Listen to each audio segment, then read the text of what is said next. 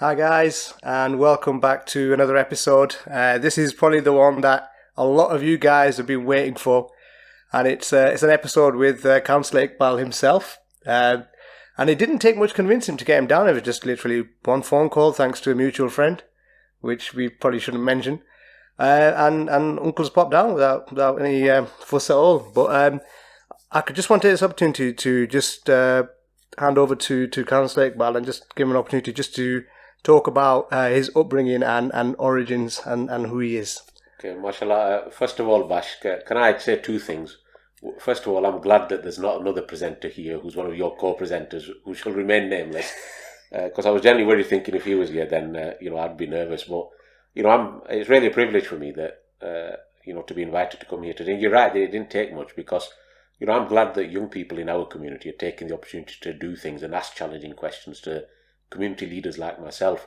One phone call is all it took from a mutual friend who's, I think, in Europe today somewhere, chilling. So, we're missing him as well. We've asked about my upbringing. Mashallah, I was born and brought up in this country. A lot of people that either know me or don't know me sometimes question, was I born in Pakistan? But, I'm a born and bred Lancastrian. Moved to Nelson when I was about 80 years old. My dad worked in the factory then, so he came with a job. But so I went to primary school here, went to high school here, went to college here, then went to the University of Life, which was partly made up of going to Pakistan, getting married at the ripe old age of 18. Some youngsters these days look at me and think, Uncle, how did you get married at 18? My mum and dad won't allow that. But times changed, and mashallah, I'm blessed that got married at such a young age. Came back, and the first thing my dad said to me at the time, the government at the time insisted that you had to work to get your wife across. So my dad said, Putter, my job was to get you married. It's now your job to get your wife across. So I went and worked for 6 months, and you won't remember this because you're too young, but there used to be a factory in Corn called John Cotton's. And for 6 months of my life, I used to stick little buttons on car door things. So if you were driving Rover cars at the time, I no doubt stuck some of the buttons on that fell off ultimately. But after that, I got a job working with Rochdale Council, and alhamdulillah, 31 years later, I'm still there. I'm blessed to have that job, and they've invested in me, and I think I've given them a lot of my life back. But in terms of politics, and no doubt we'll discuss that. I've been involved in politics since I was at secondary school. You won't remember, but Margaret Thatcher, I was one of her school children. So I remember going to primary school in Nelson and high school in Corn with the roof leaking. A lot of people these days don't realise that because there's new super schools in place. And then obviously I've been involved in community work for 30 years of my life, and alhamdulillah I enjoy it. And I've always said to myself, while I enjoy something, I'll do it. The day I stop enjoying something, I'll just say thanks a lot, because this community is invested in me, for 40 odd years, without disclosing my age. This community, alhamdulillah, has blessed me and invested in me as an individual, and it's right that I give something back to the community, and that's why I do some of the things that I do. It's a thankless task sometimes, but I do it for the sake of Allah. That's good. It's good to hear, because you are quite well known and respected in the community. And when I started this podcast series, one of the first names that came up was yours. They're saying you need. I believe the exact words were, "You need to get him on," and it was like almost you could almost copy and paste the same message from like 20 other people. So it's good we finally got you on. So when you said you worked in Rochdale Council, what is it specifically that you do there? When I first started there, I mean, again, some people expect a job and they expect to go in at chief exec level, but my upbringing from my parents was, my dad came to this country in 1961 with a penny not to his name. And, I saw the struggles that my parents went through for us as kids. And my dad said, look, Putter, when I was working in that factory, let me just share with you a story. My mum was in Pakistan at the time, looking after my grandmother. And my dad used to wake me up at 4:30 in the morning, make me the traditional pranta, an omelette, and say, you must eat that before you go on the 6-2 shift.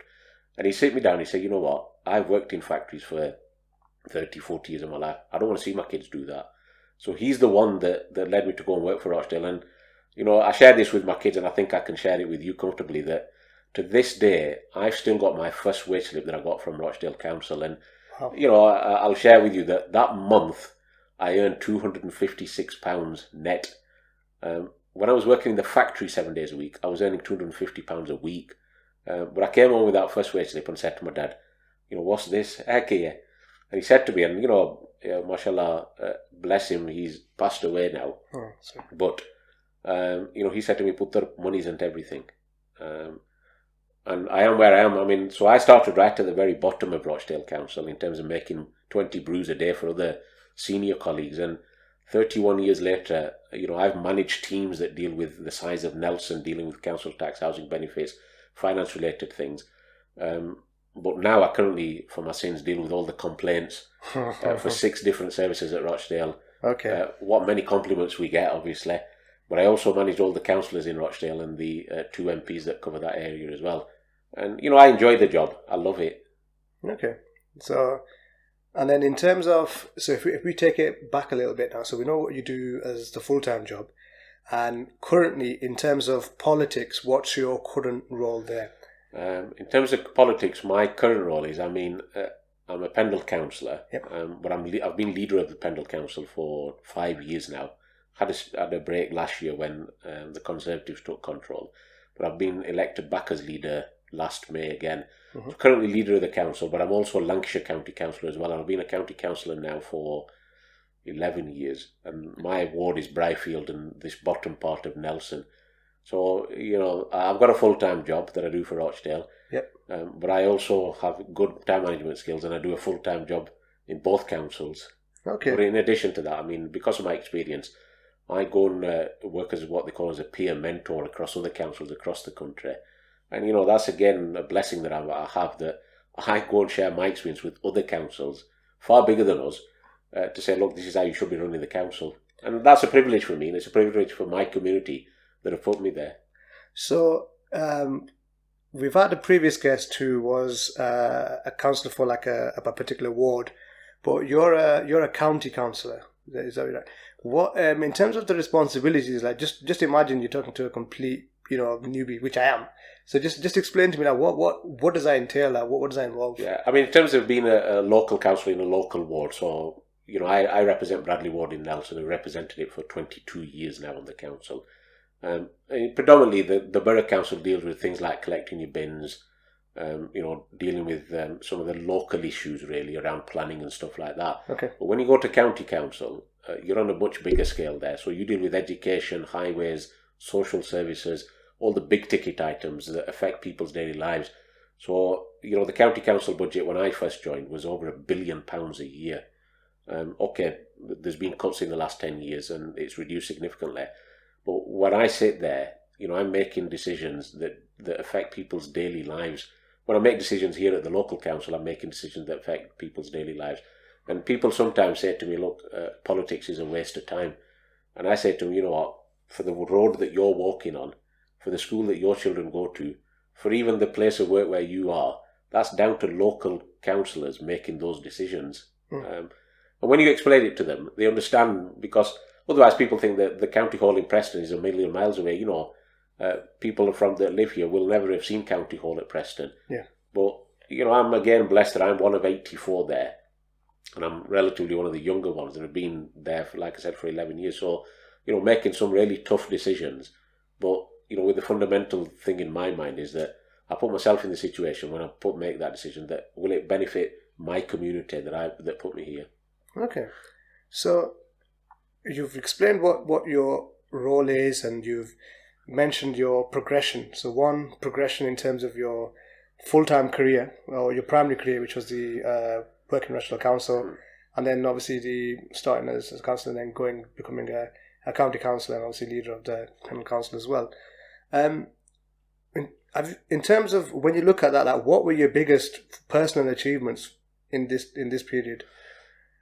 Well, if I talk about the local council, I mean, because they're two different councils, I'll talk about local council. I mean, like I said, I first got elected in 1998, but I'd been a member of the Labour Party when I was 16.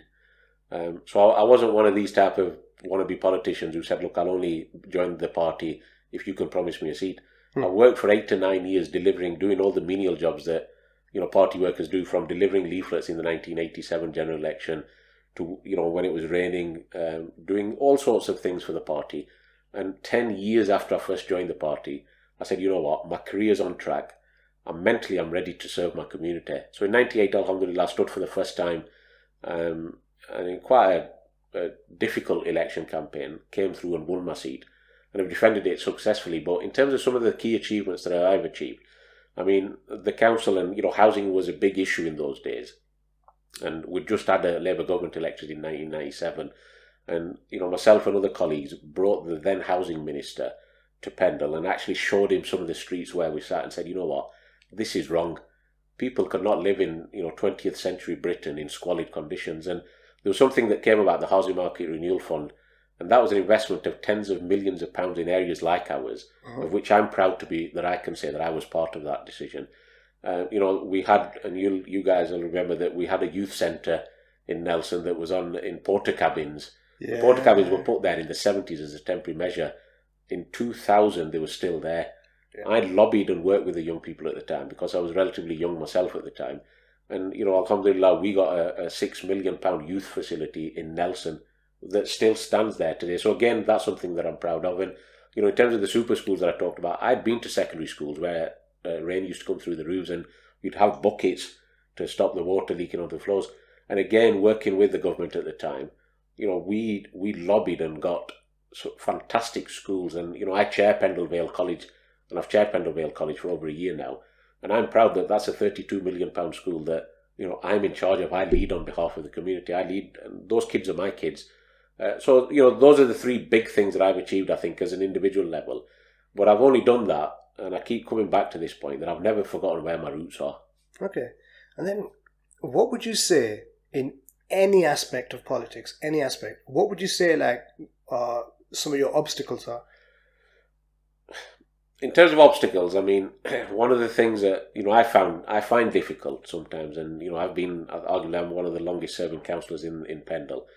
When I go out to other areas and I see how cosmopolitan those areas are, how broad their politics is, and then I come back home and sometimes I see some of the nitty gritty, personal type of politics that I've suffered, firsthand. That, my dad said one thing to me. He said, if you believe in something, you fight for it, and if you upset people along the way, so be it. And that's always been at the back of my mind. But when I became the mayor of Pendle, I was the first British Pakistani mayor of this borough in 2003. There were certain people from the community who clearly were unhappy at that. So the night before I take my oath as mayor, my car windows were put through, my house was smashed. But and my dad was still alive then, and he said, "Look, Putter, this won't affect us. This should make you even more resolute to do something." And it did. When I became the mayor, there were certain obstacles that were put in place for me. But alhamdulillah, because mine niyat was clear, that year was arguably the most successful year that any mayor has had in this borough for a long time. And, I went on a national stage, and being the mayor put me in such an experience that, it's 18, 19 years ago now that I was the mayor. That, sometimes I look back at some of those experiences that I saw, because I'd been a councillor then for 5 or 6 years, and I thought I'd seen the world, done everything, but that year taught me some of the things and really hit home and hammered home that why I've still got a passion to help people, 22 years down the line. So I've had some personal difficulties, but when I deal with some of the really harrowing cases that I do on a daily basis, it puts into total insignificance the obstacles that were put in my way, and actually it makes me even more determined. Okay. In terms of, so you've obviously had personal obstacles that you've dealt with as well. What do you think, based on your experience, because you're a Nelsoner pretty much through and through, despite the Berry origins from the young age, but what do you think the community's obstacles are at the moment? I think, we're talking about the Pakistani community here, or the community at large? The Pakistani community. The Pakistani community, the obstacles, I mean, again, people sometimes come up to me in the street and they'll say, "Oh, Nelson's a dump, Pendle's a dump to place." And I say to them, you know what? Come and spend a day with me in some of the areas that I go and see across the country. Then come back home, and then you realise how lucky we are in this area. Alhamdulillah, we have got some really talented people in this area, and age isn't a barrier. We've got some talented people that are young, middle-aged, elderly as well. But I think the one barrier that's holding back our community is this lack of confidence that, if I take the next step, who's going to drag me back? And my ethos has always been that, look, if I'm bold enough to take the next step, fine, there might be 10 people trying to drag me back down, but there'll be at least 10 that are trying to push me forward as well. So, and I talk to a lot of young people, and I've, mashallah, brought a lot of young people into politics, into this area. And I say to them, look, you need to be ready for the hurdles, but don't let that put you off. If you're going to fall at the first hurdle, don't bother getting into community work, because if you expect anybody to say thank you to you every time you do something, then you won't last a week. You do something, you get that self-satisfaction. But I think as a community, we've come on leaps and bounds in the 22 years that I've been on, for example, on the council, or the 40 years that I've lived in this area. If I look back 22 years ago, when I fought my first election campaign, and I look to my last election campaign, we've come on fantastic as a community, because 22 years ago when I stood, it was a case of, well, you're not from my village. My granddad didn't know your granddad, therefore I'm not going to vote for you. Yeah. And, I overcame those. And today it's a case of when I go to people's houses to campaign, they actually, 9 out of 10 will look at you and say, you know what, we're going to vote for you because you actually do something for us. We're not going to not vote for you because you're not from our village. And, I've been in houses where kids have argued with their parents to say, look, we live in 2020, 21 or 2019, 2018. And, we should be voting for the person on what they believe in. And, that's refreshing to me. Yeah. When I say the community has really come on leaps and bounds, I've seen it all. I mean, we've still got some way to go, but compared to other areas in this country, Bash, we're miles ahead. Well, it sounds promising. Because I still remember as soon as I became of the legal age to vote, and it's just pandemonium. It's just a case of there's almost like an expectation in terms of community that there's like people were looking at houses as blocks. That's right. And each house is like a block of what's like, that's not really how it works. That's changed now. And it's good that, my last election campaign, you're right that 10, 15 years ago, even 20 years ago when I first stood, it was a case of, right, if somebody came to my father, they'd expect the whole clan to vote for him. Yeah. Now, the fantastic thing is that in every house there's a leader. The parents are leaders in their own right, and right they should be, but the kids ask some really challenging questions, and they're not scared. And as far as I'm concerned, that's really good, And I sometimes say to them, look, I won't be upset if you ask me something that upsets me, but don't come into this personality politics. Come into actual, what I believe for, what I stand for, compared to, say, another political party. But kids ask some really good questions, and, like I said, I'm chair at Pendle Vale College, and I go to primary schools to give assembly talks.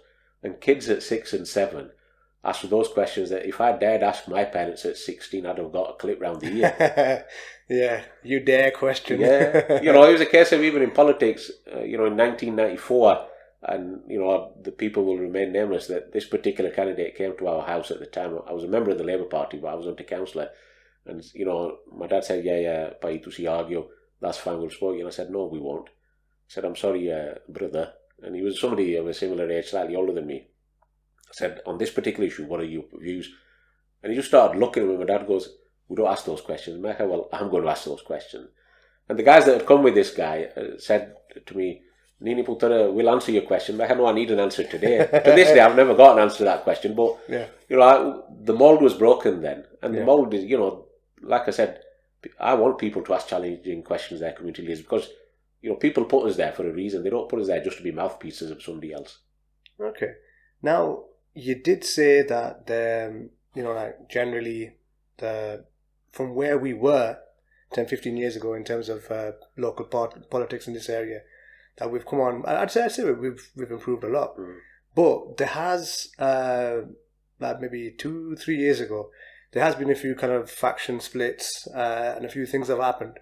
And I just wanted to know your thoughts on them. Like, I don't necessarily want you to comment on any individuals or anything like that. Yeah, no. But it's just like, how do you feel that might have impacted, some of the dynamics and some of the campaigning? Yeah, I mean, this all happened around 2015, and I'm not going to name names, but I've been in the Labour Party all my life, because I believe in the Labour Party. They're not 100%, with my beliefs. But when I joined the party, I read all the manifestos at the time. I thought, what, I believe in the Labour values, and they're associated with my values and what my parents brought me up to be. But and the opposition for me for a long time was the Liberal Democrats. Yeah. Not from the Pakistani community. I mean, okay, there were some people who were in the Liberal Democrats, but I've tended to rise above this Pakistani politics because I'm born and brought up here. I want to be able to challenge the next man look him in the eye and actually debate him in the council chamber. That's how it should be. Yeah. And sometimes people come in the council chamber, they'll hear things about me outside. When they come in the council chamber and hear the likes of me speak and other councillors, they'll say, some call me uncle, some will just call me by name and say, what, we're surprised, we're shocked what goes on in here. How you articulate your arguments. But, the Liberal Democrats have been opposition for a long time. They then went into a coalition with the Conservative Party in 2013, and then between them, they had a huge falling out, a huge lack of trust amongst their leaders in Pendle. And politics is a funny game sometimes. For somebody that's been your opposition for 20 years, and then to be sat in the same room talking about, them supporting you to become leader. It was really bizarre. And I'm not going to name names. Yeah, for those people that follow my politics will know exactly what I'm talking about. But, I'm sat in this particular person's house and, his wife walks in. She looks at me, she looks at him, she looks at him again. And I said, look, don't worry, I've not come to fight today. Because, we'd never had physical fights, but there were some real vocal battles that we'd had over the past. And, that person said to me, said, what, fine, we've been in coalition with the Conservatives, but I think you're the best person to lead this council now. So process was that they had to move a vote of no confidence in the Tory leader at the time, remove him, install me as leader. And that clearly, sadly, and I'll say the word sadly, upset some of my own community, that some of them couldn't stomach the fact that here I was going to become leader of the council. And then, discussion started to say, well, they had said to their leaders at the time in the Liberal Party, well, why on earth are you supporting him? On no account would you support him. But, credit to the leadership at the time, they said, what? We're not bothered about your petty politics. We'll do what's best for this area. So they stuck by me, installed me as leader, and then the old and I call it Pendle politics kicked in and said, look, on no account must he remain leader. We'll do everything to get shut of him. And then like I said, I've been a member of the Labour Party all my life, not because my dad was in the Labour Party or my granddad was in the Labour Party, but because I believed the Labour Party was right. Now, those brothers that were, for example, in the Liberal Democrats. The Liberals traditionally are left of centre of politics in this country. Yeah. For them to then move across the spectrum and the pendulum all the way to the right wing of politics in the Conservative Party is something to this day. I still talk to some of them and say, I just can't understand your politics. And, they all had big meetings from what I'm led to believe. And some of them had actually said, no, let's support Iqbal. Fine. He might have a lot of things wrong with him, but he's one of us and we can at least talk to him. But the majority decided, no, can't stomach him. Maybe some of them had leadership aspirations themselves. I was approached to say, look, if they want to come and join you, what are you going to offer them? I said, look, I'm not in a position to offer anything. If I need to defend my seat on the council, I have to go through a selection process. So I'm not here to dish out anything to anybody. We're not in Pakistan that I've got the tickets for all the seats and I can say, there you go, Bash, you can have a ticket to stand in such a seat. Yeah. So they then moved to the Conservative Party, and to this day, some of them, not all of them, there's a very small minority who still can't stomach the fact when I sit there as leader of the council and lead the council. And all I say to them, Allah bless them. Maybe they're envious or jealous of where I am, but I'm not jealous of them. They're entitled to their view. I'm entitled to my politics. But the one thing that I won't do is back down if people are bullying me to do something. As I said, my father taught me one thing. He said, if you believe in something, you stand up for it. And like I said, I've suffered a lot of personal sacrifices, but I believe what I do is right. And as long as I can justify it to somebody, they may disagree with me, but after mutual respect, sometimes you agree to disagree. Yeah. But those people that are now in the Conservative Party, good luck to them. I hope that one day they become leaders of their parties as well, to such an extent that I can debate them in council, but have a debate on factual grounds, not Pendle politics. Yeah, and then I think one point that got raised in a previous podcast, and I thought, I actually thought it was quite a valid point. It was that at a local level, so out of the context of, say, being leader of the council, but like at a local level, it maybe matters less what party you're in, but just the fact that you're able to represent your community. Yeah, but I disagree with that. But at the same time, you've got to look at what the view of each party is. So if one's like this way and one's at a completely opposite spectrum, then you've got to take that into account. I totally disagree with somebody that says that, look, party politics doesn't matter on a local level. Of course it does. I'll give you another example, that when I became leader of the council in 2015, one of the first things that I did then, the first few days, for example, the conflict in Syria was at its peak then. I, along with my Liberal Democrat deputy leader at the time of the council, said, you know what, as a council, we need to do something to show that we care about those people. So we were the first council in Lancashire to say, you know what, we will take 20 Syrian refugee families. And I've still to this day got those emails from some Conservative councillors who said, no, it's nothing to do with Pendle about the Syrian refugee crisis. Why are you doing this, that and the other? And I've still got I keep some of the hate mail that I get. One day I'll write my autobiography and I'll share some of the things that I got from people. But I had letters from people saying, you're only doing this because you're a Muslim or you're a member of the Labour Party. You lefties are doing this. But, I'm a Labour councillor on a local level. I stood on a Labour Party ticket. I didn't stand as Mohammad Iqbal. If I wanted to stand as Mohammad Iqbal, I'd have stood as Mohammad Iqbal, the independent. But, the decisions that I take on a local level resonate with what happens on a national level. So, if those colleagues that say, well, local party politics doesn't matter, my challenge to them is stand on an independent ticket. You can't jump from one party to another because that undermines our community, Bash. When I deal with, non-Pakistani people on a daily basis, it embarrasses me when they say, well, how can somebody be left of politics and suddenly become right of politics simply because they don't believe they don't like you as an individual? I'm not going to stand there and agree with them. I'll try and defend my brothers who are in the other parties, but, that's their judgment call and their conscience. But, I don't buy into this. I'm actually nothing to do with party politics, but by the way, I'm a Labour councillor. I've got a tag. Okay, and then that is a very reasonable point, I think, and I think that is one of the leads back to the original question about some of the almost around election time, some of the things that were said, because I think quite a few people took a bit of umbrage with the fact that they kind of just split, kind of went from Lib Dems, the nicey left-wingy type of people and just kind of shot across, but then same time making the argument it's just a local level. But no, I completely and that that was a sad reflection on our community. You hear of defections in, for example, the English community, but I've never to this day seen for example, an MP go from Liberal to being Tory. They might go Liberal to Labour, or they might go from Labour to UKIP and then go on to the Tory party or the BNP. But to say that, look, we've left because of a decision that the party made was wrong, but by the way, we've joined another party, to me, really undermines the credibility of our community because, like I said, I'll have a debate with anybody any day of the week around what my beliefs are in terms of the Labour Party.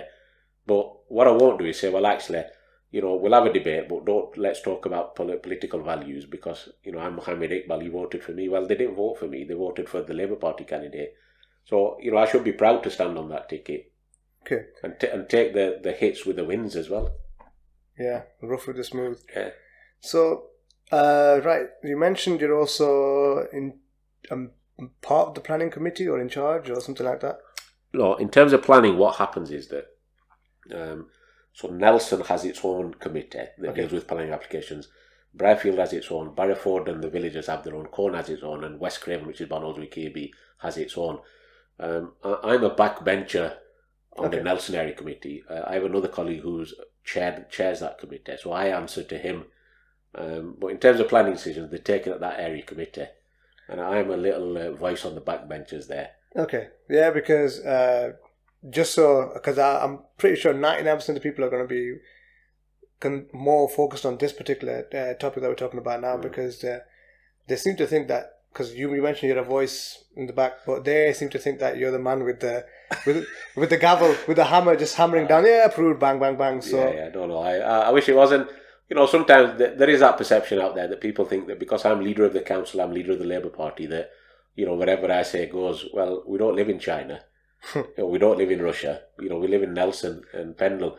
But what I said to people is that, look, when it's your planning application, come to the meeting. And there'll be many times they'll say, oh, Nini, the officer is recommending approval. Why do we need to come? And I say, look, Pai, uncle or sister or auntie or, young man, come and listen to what the debates are. And I mean, the good thing is, I suppose the good thing is the wrong word to say after the coronavirus is that all our meetings now are being webcast because we're not allowed to meet in person. So anybody can go onto the council's website and you'll see the last round of area committees, what happened there.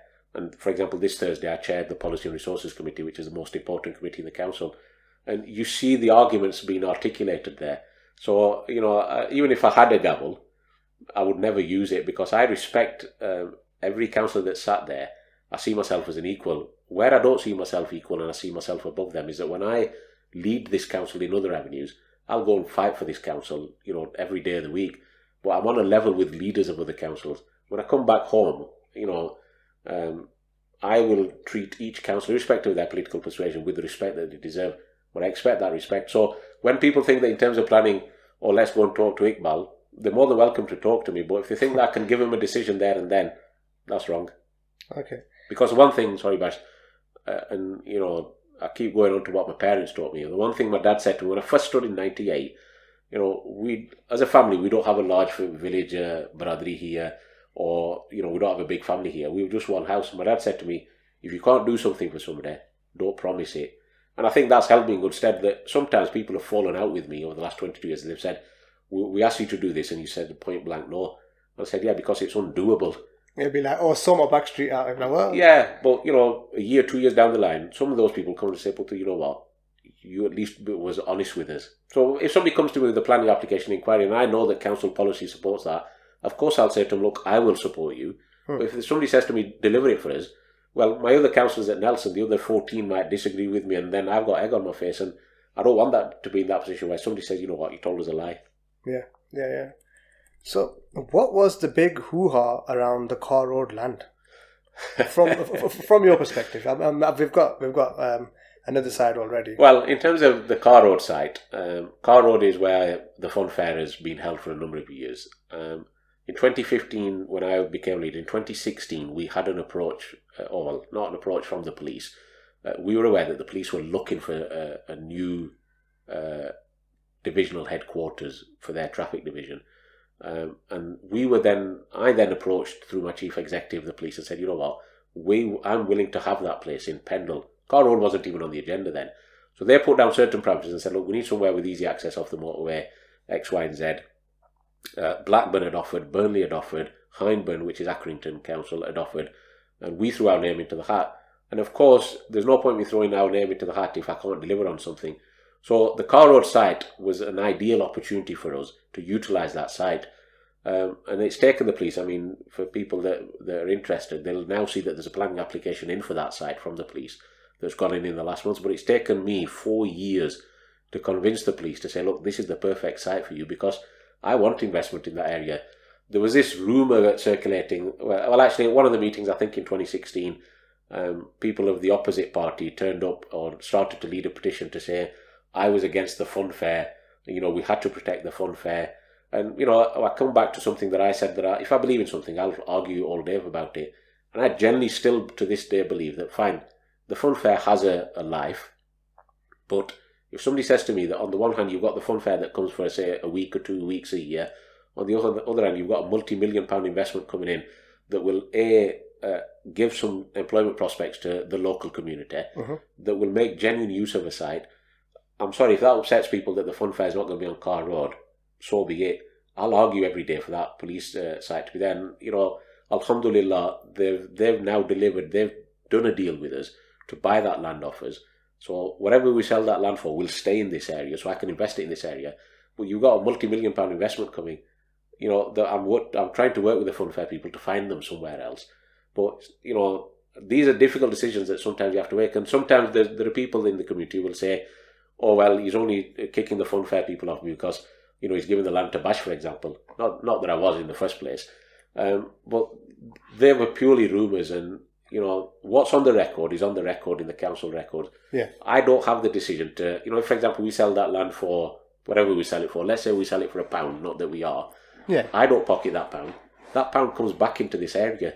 And I'd much rather that it's invested here. But you're getting something where the kids from this area, if they create some jobs, of course I would expect some jobs to go to local kids from this area.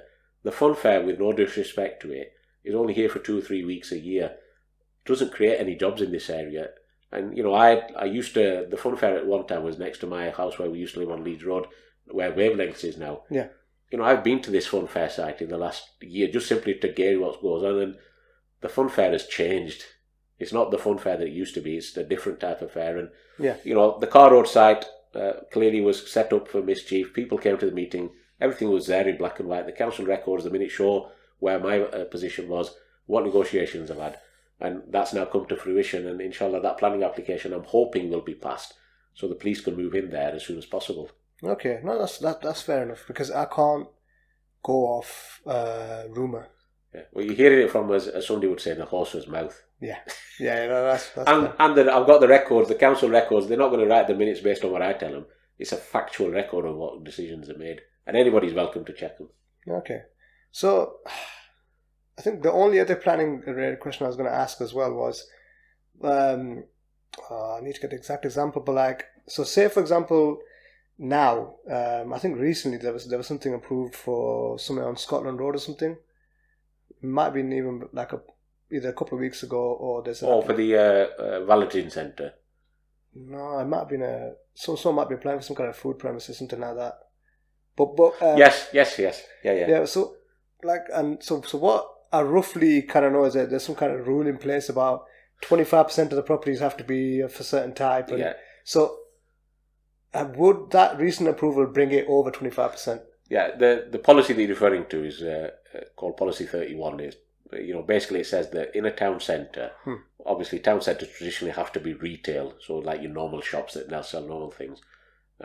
Where you've got more than 25%, the council has a policy, and it's not a policy I made, it's a historic policy agreed by all councillors at the time, that where it's more than 25%, then it's resisted. So, for example, the particular planning application came in, 2 or 3 weeks ago, actually. And I argued to say that particular premises has been empty for a number of years. Okay. And I said, look, the way the retail appeal has changed, not just in Nelson, you go to places like Debenhams of this world, and Trafford Centre have gone into administration. So the retail appeal has changed, certainly in the last 3 or 4 months. Nelson has had its problems, and I'll talk about some of the things that I've done to try and address that later on if you want. But I said, look, I'd much rather have something there than nothing there. Okay. And if somebody's prepared to invest their money into a business venture, as far as I'm concerned, good luck to them. If it works out, I can one day look back and say, you know what, I supported that particular person in their business venture, and long may that continue. If it doesn't, the risk is on their head. So that application I argued to pass. That was passed at one particular committee, and it was referred up to this policy committee that I chair because it's a change in policy. But the person themselves has pulled out of it because they've invested 6 months of their time, but they've seen another premises which I think they're opening next week that didn't need planning. Just easier. So job done. But I for my town and for my borough, I will fight tooth and nail to have something there than nothing there, because, and if somebody's taking the risk to do something in a business, who am I to judge them? It's their hard-earned money, and if I can support them even 1% with something, that's why I came into politics, to help people. Yeah, so I guess you could to argue to the people who might, kind of imply that, stuff just getting passed as famous, but no, it's more the perspective that, look, that's somebody that's willing to put their capital and potentially generate revenue. That revenue then going to be paid back as taxes, and it can come back into our community. So it's kind of like, it's a win-win. Well, it's a win-win. I mean, that particular application, the day that meeting happened, I never knew who the person was. I mean, you see the name, and I can't even remember the guy's name now, but, my attitude has always been is that if I think it's a legitimate use, nobody needs to approach me. And, there's thousands of examples that I've supported in 22 years where afterwards people have come to me and said, you know what, thank you. And I look at them and think, thank you for what? They say, you spoke in favour of my application. We never even needed to approach you. But the guy after that meeting had been watching it on the podcast, on the webcast, on the council, and rang me the next day and said, you know what, I'm really grateful. And he didn't know me, I didn't know him. He said, the way that you argued for my application, he says, I'll never forget that for the rest of my life. He said, but by the way, I'm not going to proceed with it now because I found somewhere else. And I said, you know what, you could have told the council that 24 hours before the meeting. We wouldn't have had to debate your item for 20 minutes and me falling out with other councillors. But, so be it. Yeah. I signed up to that. And, like I said earlier, whilst I enjoy it, I'll do it. So this is going to lead into, we've talked about planning. We're going to stop talking about it now. So are you guys happy with that? I hope you are. Right. So in terms of, we talked about retail, and then there was a conversation, and it leads into some of the questions that people have submitted as well, as about one, upcoming plans for retail, and two, there was the potential 20-something million pound pot that was announced, and that seems to have kind of like fizzled out somewhere. What's the script with that? The script with that is that the government announced a 100 forgotten towns scheme about November, December. And they don't just pluck Nelson out of thin air. I mean, since I've been leader, I'm a Nelson councillor. Okay, when I'm leader of the council, I represent the whole of the borough, and sometimes I have to make decisions that will affect Nelson, Brighfield, Barrowford, Van Olswijk. Yeah. So I have to weigh up the pros and cons. So it's not a case of, look, I'm a Nelson councillor, everything must come into Nelson. I'm responsible for 90,000 people across the borough.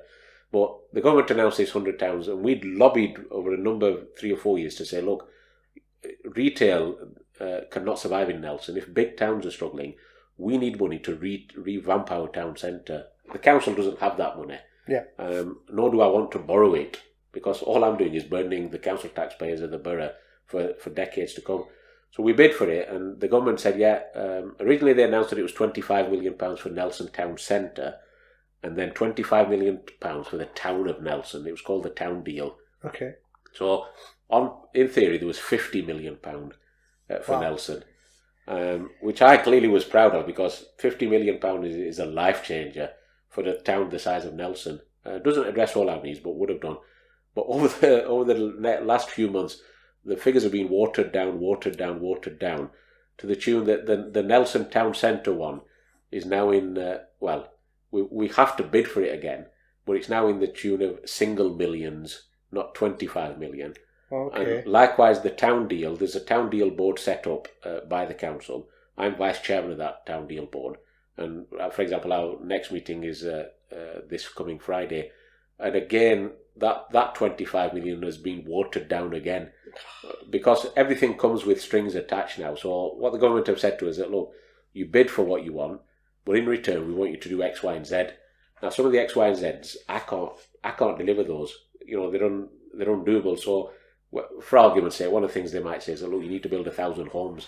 Well, if I suddenly said to somebody, right, we're going to build 1,000 homes in the back of your land, everybody will be up in arms. Yeah. But there's a carrot and stick approach from government at the moment. On the one hand, there's big publicity, yet £50 million for Nelson, but in reality, by the time it comes round, we might not even have 50p. Yeah. And this is a message that I sometimes get out to people, say, look, yeah, governments make grand announcements, but when it comes down to the nitty gritty, which I'm involved in, sometimes it's easier to turn money away to the improvement and future of your town. But when you first heard about it, was it like, did you have to do a double take, like, Tory government, 50 million? Like, you must have had a bit of doubt in there, like, nah. Well, when I got the news the day before it was announced to the public, all the headline said was that £25 million for Nelson. That's all it said. And, I've been in local government now for 30 years of my life, and I know there's nothing that the headline always says something, but there's always the devil's in the detail. Yeah. So, I made the grand announcement the following day, I'm really pleased that Nelson's getting 25 million. But for those people that followed me, it also said, I hope the government deliver the 25 million, because I knew there would be some strings attached. Yeah. And as things have progressed, I've raised with ministers to say, look, you made an announcement, I expect you to honour it, because there's no point giving Nelson £5 million, because 5 million, whilst it sounds a lot of money to me and you, 5 million to address some of the issues that we've got in the town centre will just go in day one. Yeah. So we managed to get some key partners around the table on the town deal board, but they will look to me as a council leader to say, right, okay, boys and girls, I'm bringing so much money to the table, but I expect to lever in so much. And that's how it works now, about partnership working. But as the result of that partnership working, might be something totally different to what people envisage. But, I've committed to do consultation with the people in Nelson, and I will do that. We'll do consultation to people, a board of consultation, but I'd much rather have Nelson people on this journey.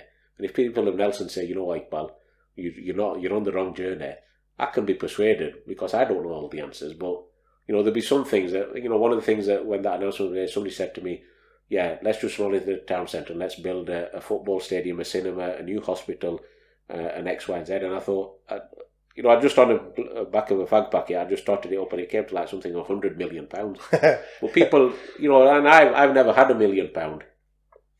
We dream of it, but I think, might think £1 million is a lot of money because I've never had it. But when you get £1 million in your hand, and if somebody says to you, right, go and improve, for example, a block of houses, £1 million just goes just like that. Yeah. Because there was a whole protest thing as well, wasn't there? That Mary protest thing, and I'll be honest with you, it's a waste of time and money. Absolute waste of time and money. And I think one of the things that mine and quite a few people that kind of in my circle that I would worry is that, like if for example there was that money and they got given tomorrow, like you said, like you can't know everything. And it's just a bit worrying because like as soon as the announcement came out, all over Facebook, like there was all sorts of like straight up charity people and people involved in these crap, obviously these rubbish little schemes, trying to get their 2 pence in, thinking, I better get my 2 pence in and see if I can get something for myself. Well, when I write my autobiography, I'll share some of the letters and some of the emails I got from, and I call them the usual suspects, to say, we've got some fantastic ideas, get me a job, do this, that and the other. And with this money, I mean, a lot of it comes through. One of the things that I've said to my officers is that we will not work with the usual suspects. And, awesome. Some of the usual suspects sadly have already fallen out with me and saying, look, there's no skin off your nose. If we get £100,000 out of that, it's jobs for us for the next 5 years. I'm sorry. And that's why I said to you, if people fall out with me because of what I believe in, then I don't lose any sleep over that. But, the usual suspects, I think, will fall out with me, and so be it. If I get some new people on board who have got new, fresh ideas to improve our town and our town centre, that's something that, in 20 years' time, or whenever I retire from politics, I can look back and say, what, I made a conscious decision as leader of the council to support that particular project, and it's worked. There'll be some that don't, but the usual suspects, not all of them are bad. A lot of them do good things in this town. But there are some that know how to press the certain buzzers. And, I'm from this community. I know I think I know how the community ticks. So, I'm not going to waste taxpayers' money just to keep certain people's gravy trains growing. Yeah. No, it's because sometimes when you look at, obviously, I don't want to go into this too much because it's a topic for another day. But when you look at some of the funding pots, and then you look at, like some of the people involved, think, you're not in any position to be giving fitness support or mental health training. Like I know a bit more about some of the people, and it's like, nah. Well, in the last 5 years that I've been leader, there are certain organisations, certain individuals who, before I became leader, were benefiting from taxpayers' money, and they no longer are.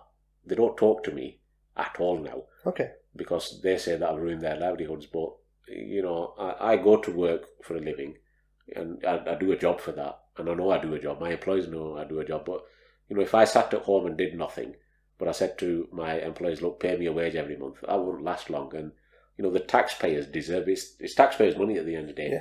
Yeah. And, I'm leading this council. I'm responsible for its budget. What I don't want is somebody saying to me, well, such a body benefited because you allowed them to benefit. I'd much rather I fall out with that person. I have done in 5 years. I've lost some people who would have called me their friends at that time. But I'm not prepared to turn a blind eye. And if that upsets people, then, Bash, so be it. No, I completely agree with that. This question's in the wrong order. But you know what? just to mix it up, I would ask you this question now, but really it should be the question that I should be asking at the end. When do you plan to retire? From politics or from work? Politics. In terms of politics, I've said that I enjoy it. There's a very easy way for me to retire, and every time I'm up at the ballot box, the people that I go to ask for it to give me their vote, if they think that I'm not doing a good job, they'll make me retire forcibly.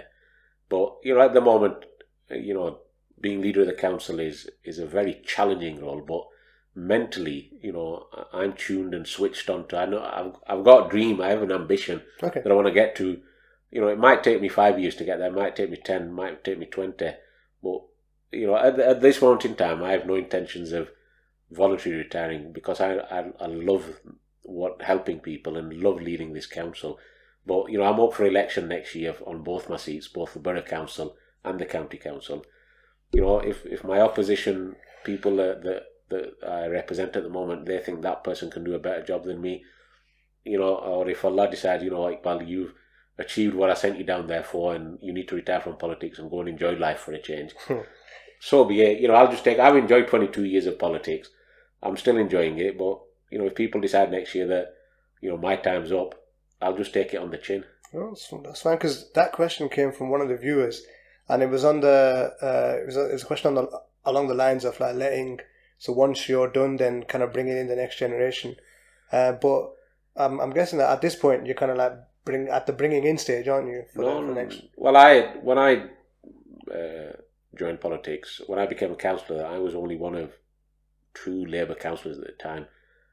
And for 10 years, well, not even for 10 years, for longer, I've struggled to get to where I am, because I didn't have that support behind me, who I couldn't pick the phone up to somebody and say, uncle or brother, you've been there and done this job, I need your advice. And, bizarrely, when I was first into politics, most of my circle of friends were people that were of my dad's age, because they'd been through life and seen what life offered them and what challenges. And, I've learned from that. Most of my friends, even now, are older than me. Not that older, but because they've been there and done it and got the badges. But if you look at the council makeup now, I've nurtured, and I deliberately use the word nurtured, that I've gone out and found young people over the last 10 years, and I've said, what, I think I can see something in you, and I think you've got something to offer, but please, before you join any party, they might sit with me and have a debate with me and say, what, Labour Party's not for me. I've nurtured, and if you look at, for example, the town councils and the borough council now, the talent is there. So if, for example, next year the people of Bradley Ward or my county council division said, Iqbal, you've done your time, I can still sleep at night knowing that there are talented people there that will fulfil the dream that the likes of me started. So it's not a case of that I'm encouraging people now, because if we look at the age range, we've got councillors that are in the 20s. Yeah. We've got councillors that are in the 30s. We've got professional people that are councillors. We've got people that have been to uni or not been to uni like me, who can offer things. And, this is a spectrum, not just in Pakistani community, outside the Pakistani community. We've got female councillors, and, my ambition is to get more females involved in politics from the Pakistani community, because there's a serious deficit in that. So, I've struggled for 22 years to get to where I am today. I've only had 1 or 2 people who have been there and done it and got the badges. But, sometimes I get councillors come to me and say, I've got this particular problem, I don't know how to do it. Well, because I've dealt with it 15 years ago, we'll work together to deal with it, but that person will then, I say to me, pass your knowledge on to whenever the time comes for the next person. And I've got a fantastic team of councillors around me that, and we go back to the village politics. If you look at, for example, the makeup of my councillors, there's no domination of any particular village brotherly. They're from different parts of the town. They're bringing different talents to the table. But, they put their faith in me as leader, and it's my job to then respect and deal with them as leader, because they trust me and I have to trust them. And sometimes I get it wrong. They'll get it wrong. But, we'll explain to people why we got it wrong and say, we're sorry, we got it wrong. Or we agree to disagree, as I said earlier. But, we can never fulfill, you can never please 100% of people. So, in terms of this town where it's at now, we've talked about the retail side of things, but do you have any involvement or do you know anything about what's happening with the old bus station site? I do.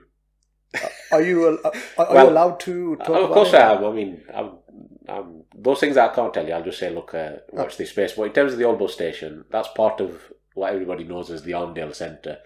That I was one of those that gave planning for McDonald's to come there.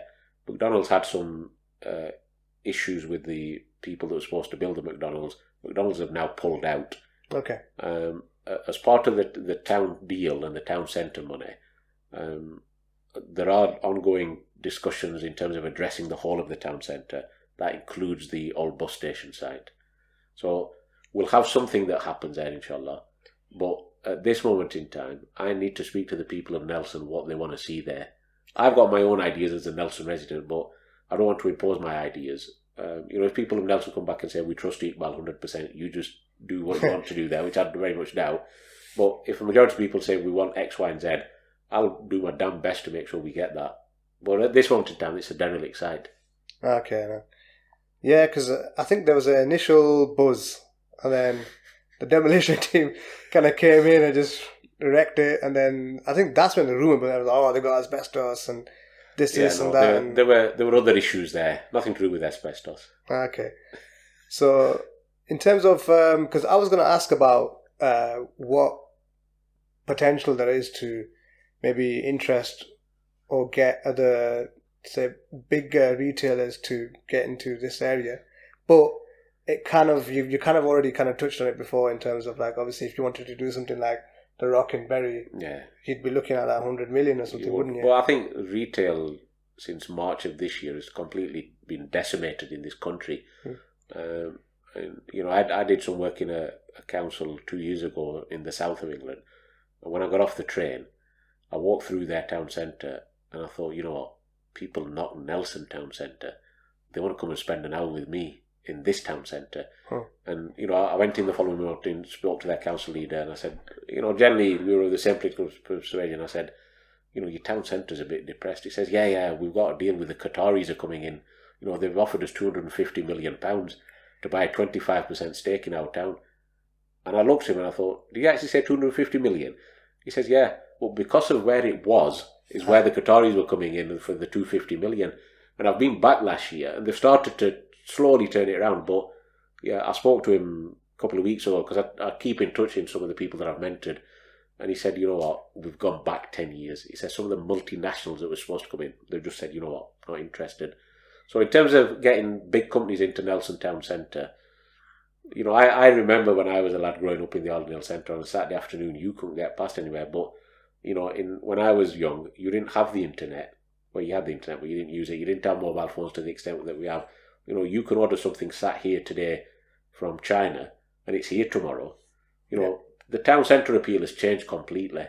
And the out of town centre developments that have come on stream as well. So if people of Nelson think that it'll go back to the buzzing the way that it was in the 80s and 70s, I'm not going to beat about the bush. It's never going to happen. Yeah, I think the people's shopping habits have just changed. They have, much. And I've got some ideas about what to do with the town centre. In terms of the Arndale and the surrounding shops. And inshallah, I come back to that point. Watch this space. Yeah, no. So when I come back on to do the next show with you in a few months, then hopefully I can share those ideas with you. I'll give you an exclusive. Yeah, you'll turn up in like a Mackey's uniform or something. Well, so when I'm doing retail, Lumsden Industrial Estate. Is there any more expansion coming? There is. Lumsden Industrial Estate is something again that as a councillor, as a county councillor actually, that Labour were in charge of the county council at the time, and where Bryfield Mill Smith and Nephew was, some people will know that there's a new college annexation there, Lancashire Adult Learning. They moved their headquarters to Bryfield for a reason, and that was through lobbying of the likes of myself and my colleague Azhar, who was on the cabinet at the time. Mm-hmm. But as a council, we've acquired part of Lumsden Industrial Estate. We've done the compulsory purchase orders of what we needed to do, and there's a £32 million investment total package for Bryfield Mills and Loamshire. In terms of Bryfield Mills, I'm in the process of trying to get a big call centre for a well-known organisation move from where they are at the moment to create circa 500 jobs in Bryfield. And then, that hopefully will come to fruition in the next month or so. We've done as much lobbying as we can. The crunch decision is next month, and inshallah 500 brand new jobs in a call centre there will be something that gives this area a real kick. But in terms of Loamshire, the intention is to expand that double to where it is today, and create another 1,500 jobs there. These things don't happen overnight. We've allocated the money, circa £4 million, to put a new road infrastructure in, and that work is due to start imminently. So once the road is in, on paper, that industrial estate is already full. We've already spoken to certain companies who are moving in there, relocating to Loamshire, that will create those 1,000+ jobs. And again, if out of that 1,000, even if it's 10%, I've got a target in mind, but even if 10% of those jobs went to Nelson people, again, that's an achievement that I'm proud of. But there's been obstacles put in our way, political obstacles as well as infrastructure obstacles. But, there's no wood here, but I'd say touch wood.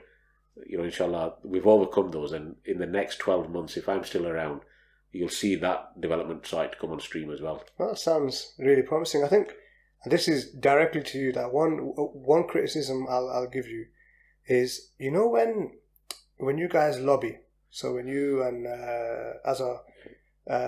and many others do the lobbying and stuff, I think sometimes you might sell yourselves a bit short, because and I'm going to be blunt about it. I know I said I'll be fair and balanced, but it sometimes feels like you guys might have done some lobbying, announcement comes out, and other parties are kind of like cashing in on it, be like, yeah, we were part of it too, But I think that there is a little bit of room for improvement in how you're kind of relaying, saying, this is the process that was involved, this is what we've done.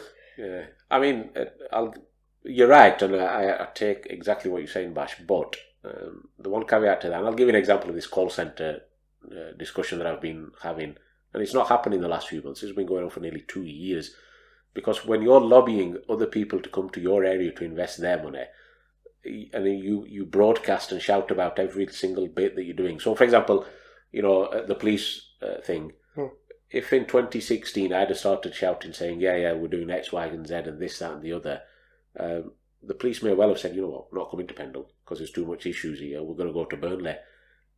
When I and others go to lobby and talk to some of these big companies, there's a clear understanding that, look, we will not circulate to the general public or to the press more so about every little detail. I mean, I get phone calls from the press every day to say, oh, we've heard a rumour that such a body's talking to the council. Yeah. And they may well be, but I'll say, are they? Because I don't want to make, I don't want to give a chapter and verse every week to say, well, today I spoke to Bash, and next week I've spoken to such a body, and Bash said this. That when you're trying to get other people to bring money into your area that doesn't benefit you personally, you have to respect the ground rules. I think. And when you said that other people then jump on the bandwagon, if I did a Facebook post for everything that I did, or a tweet, or did a press release for everything I did, people would be sick of the sight of me.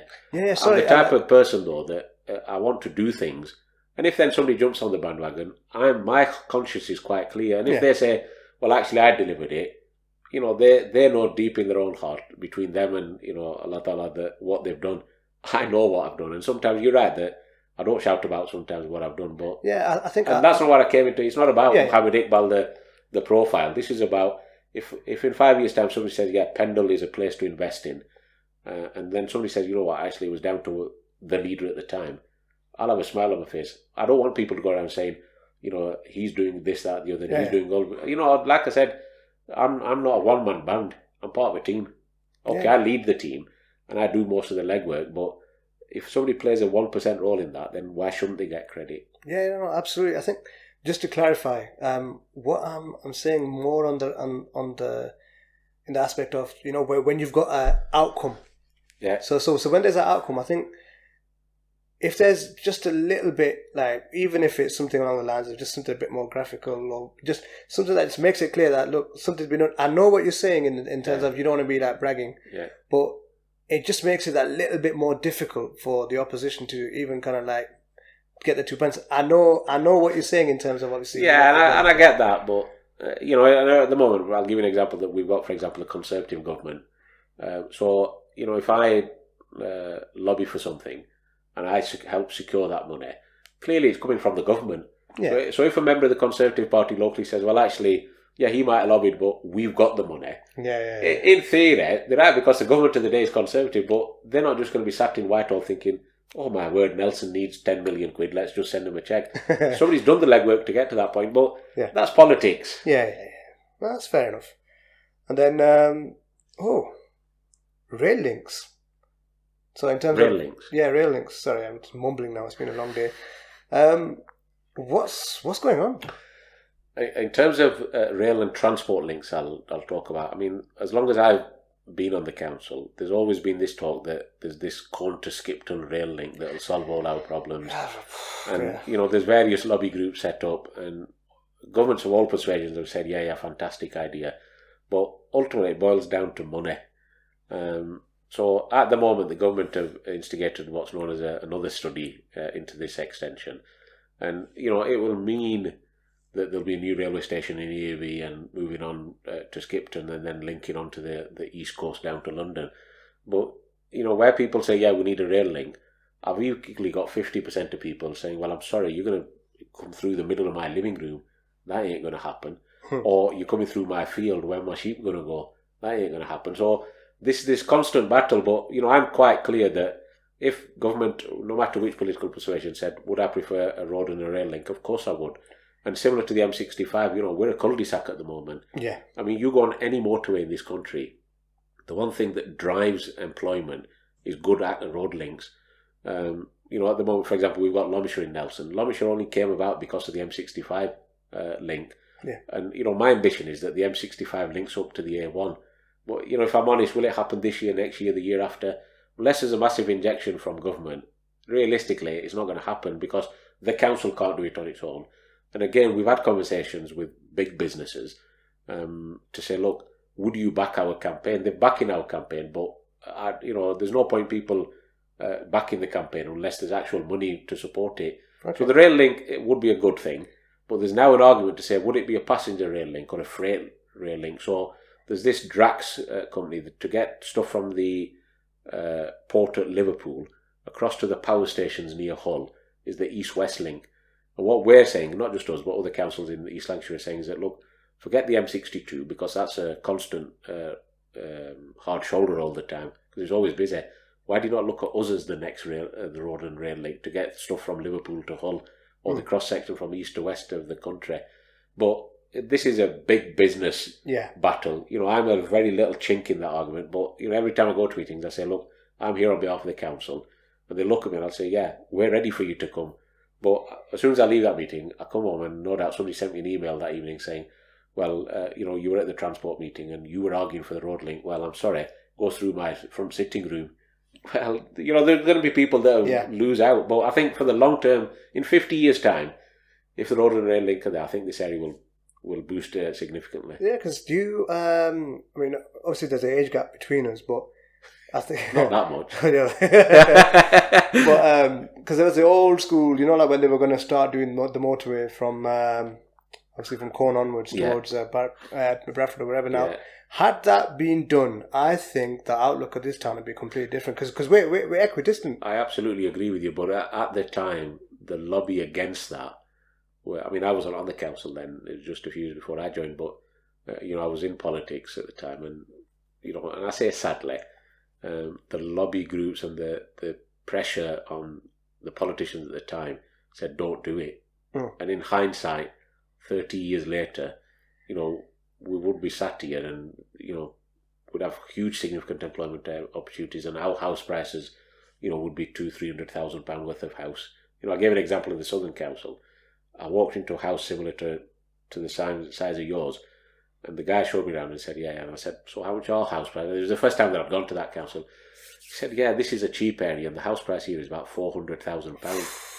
And I just looked at him and I said, right, okay. And then he came up for one session with me up here, came to my house and asked me the same question. I became a bit embarrassed. I said, well, yeah, house prices are my house is worth about £100,000. And he looked at me and said, 100,000? He said, this house would be worth £1 million where I am. I said, yeah, but you've got the infrastructure, you've got the transport links, you are where you are. I said, if I moved your house and brought you up here, it'd drag the house value down. But, there's pros and cons, and when I spent a week in that particular council for the first time, and I thought, what, I love Nelson. Yeah, because some of these things that we've got going for us, people don't appreciate. Yeah. Because they just see Nelson in an enclave and they think everything that's bad is in Nelson. I've worked in Rochdale for 31 years. I could have moved to Rochdale, but you know what? I chose to stay here because, like I said, I think this place has a lot going for it. Yeah. No, I think Nelson gets a bad rap. It really does, because if you think about what we've actually got in terms of everything's close by and Yeah. There really isn't much to complain about. The motorway is just down the road. Yeah. So. You can be in Manchester in 40 minutes. Yeah. I mean, my normal day-to-day job before Corona, I was in Manchester pretty much day in, day out. But the one thing I was going to say, though, is, and we're about an hour and 10 minutes in, but the one thing I was going to say is, though, I kind of might have contradicted myself a little bit, because I was asking about the retail stuff, but then I hadn't really factored coronavirus stuff into the equation as well, because when we were talking about the transport links, I think a lot of people are finding that, like, a lot of this white collar jobs, so, stuff you can do on a computer, people are just doing it from home now. Yeah. So that might make that less of an issue. Well, and I'll give an example. On Thursday, this policy committee that I chaired, we've approved 239 houses. Where the college site is in Nelson, Barrowford, at the back of that. So 239 really upmarket houses. And one of the criticisms I'd got when I first muted that scheme in 2017 was that there'll just be a commuter area. People will jump on the 65, go to Manchester, go to Preston, come back and just sleep here. And I actually said this on Thursday at the meeting. I said, you know what, the world has changed since March. I said, people could actually, instead of going to London to work or going to Manchester, they could say to their employees, you know what, I'll work from home. Because technology now affords that. I mean, who pre-23rd of March had heard of Zoom? Who'd heard of, Skype meetings or Microsoft Team meetings? Now it's the way of the world. Yeah. So I think there's opportunity there, certainly for our area. And, I've already started doing some lobbying to some of the big companies in the big conurbations to say, look, you want office space, we can offer you office space at a fraction of what you pay in the city centre of Manchester. But your employers can work from home and just use this as a satellite office. So, and I'm optimistic there'll be better things that come out of the coronavirus since March, certainly for areas like ours. Yeah, no, it's... Because our irony is that that's my current working arrangement. So my company that I work for, they're mainly based in the Liverpool area, but they wanted to attract talent. Yeah. So then they had to set up, obviously Manchester now. I don't even want to. Like I'm not gonna say publicly what the costs were, but they're just stupid. Yeah. Whereas now that coronavirus has happened, it's like a satellite office, like you mentioned. Yeah. For a company like that, you could do it for a fifth of the price. Absolutely. Well, you could do a fraction of the cost. Yeah. Coronavirus, like I said, has brought about certain things, and one of the things that we did as a council on the day that Corona lockdown happened. There's a lot of food poverty, not just in this area, across the country. But when Corona kicked in, one of the first decisions that I made with the deputy leader of the council was that, look, as a council, we need to support people, because overnight people had lost their jobs. Overnight people's circumstances had changed. And we put in £25,000 to bulk buy food. So the complaints that we were getting back from the food banks was that, look, we don't want your money. We can't access the things that people need. And, alhamdulillah, over the last 3 months, like I said, we've done bulk buys for all our food banks in Pendle to the tune of 25 grand. And, I didn't have to do that. And, it comes back to what we were talking about an hour ago, that, as a local politician, you're just there to help people. Well, I made that decision based on my values.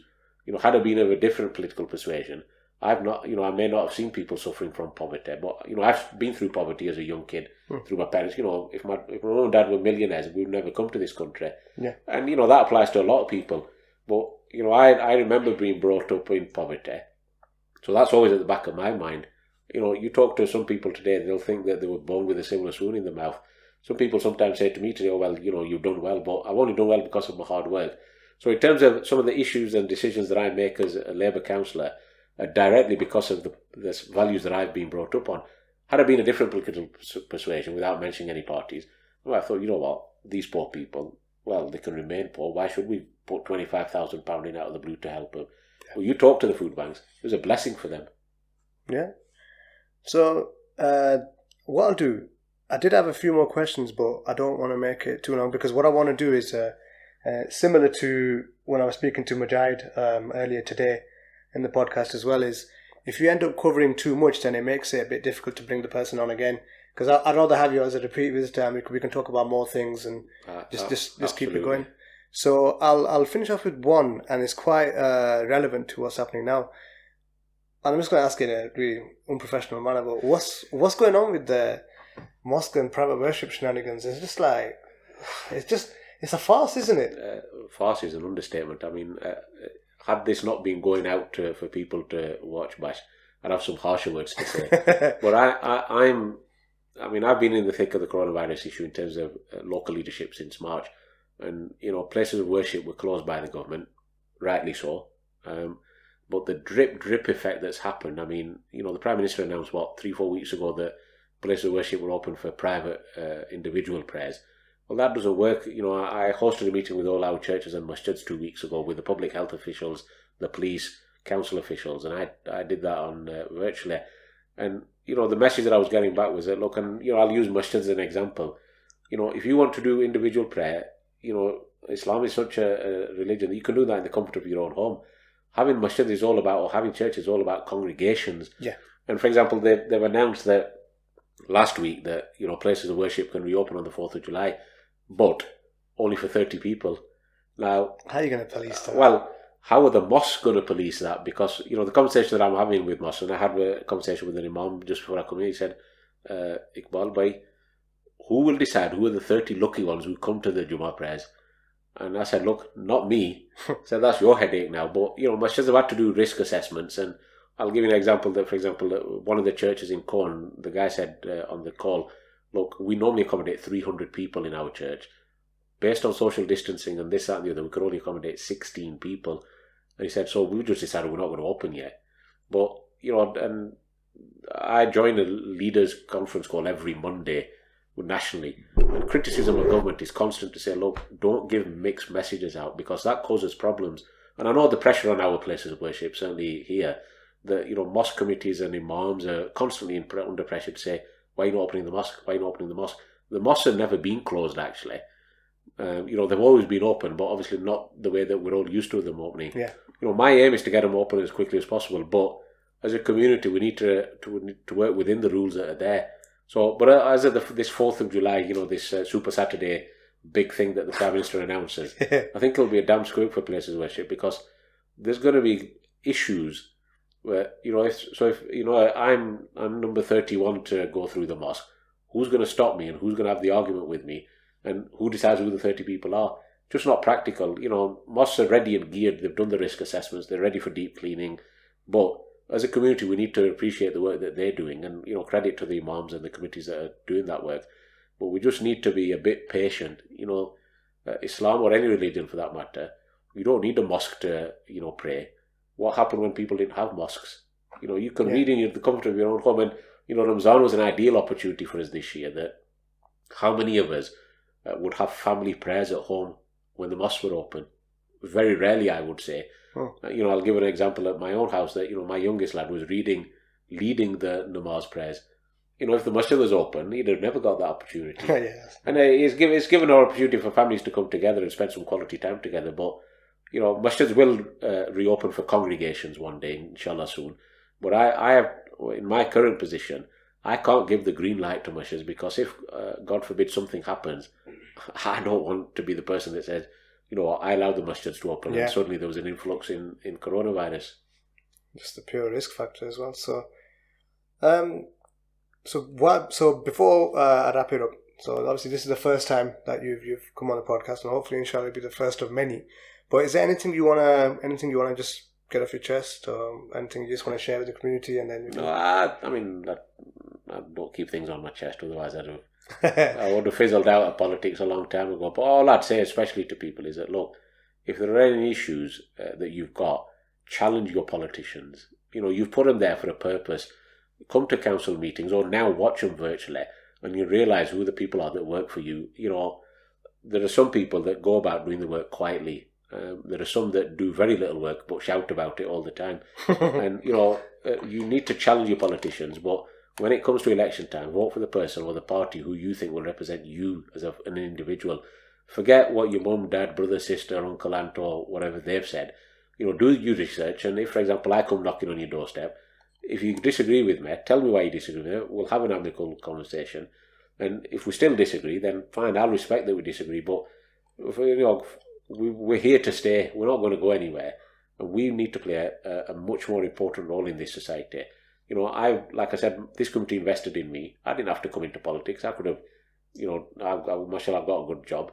But especially to young people, get involved in the community. Your community needs you. Well, and thank you for those words. And yeah, this is another long one. But like I said, anything politics related, they're always going to be long because there's so many issues to cover. I just want to say thanks again to Councillor Iqbal. There is a small issue of whether I have to call him uncle or not. We'll have to figure that out. As long as you're one of my other colleagues at BU said that apparently you buy a burger, so as long as you buy me a double burger like you bought him, you can call me whatever you want. Buster. You know what? Inshallah, I'm going to make that happen at some point. But you'll have to come back for another episode then. Inshallah. Well, feel free to invite me whenever you want. Awesome. So yeah, guys, thanks again. This is the second one I've done today, so if I've made any mistakes or if I look tired, then I apologise. But tune in.